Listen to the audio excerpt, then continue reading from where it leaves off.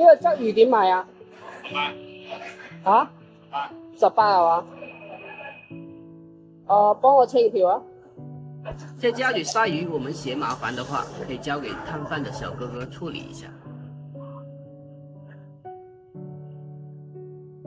关注囧豆主，啥菜你都会煮。为什么你烧的鲫鱼汤汤色不够白，而且还非常的腥呢？今天我教你。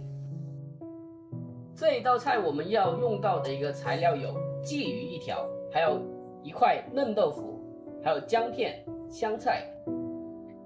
鲫鱼我们宰杀干净后给它去掉肚子上的一个黑膜，不然的话会比较苦、比较腥哦。然后给它划上几个花刀两面都是。豆腐给它切小块。这个香菜我们切断。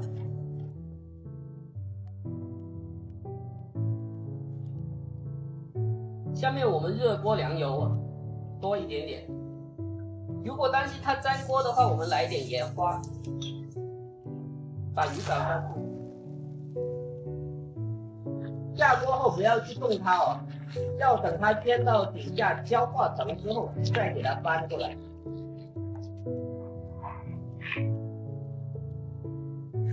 煎到两面金黄之后，下一点姜，爆一下。来多点水，这时候加水。加水后，我们盖上盖子，大火煮它10分钟。看一下，这时候的汤色已经变成奶白色了。注意一定要像这样子大火去煮它。煮到5分钟的时候，我们加我们的豆腐，再给它煮一下。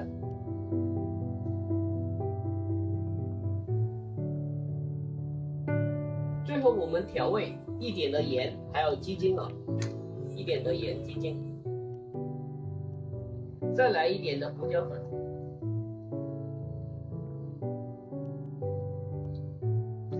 最后我们的一个香菜香菜段。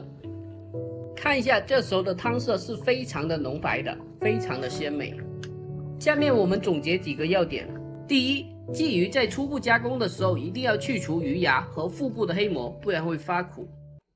第二，鲫鱼煎至两面金黄后，下酒去腥，再下开水，大火煮，切记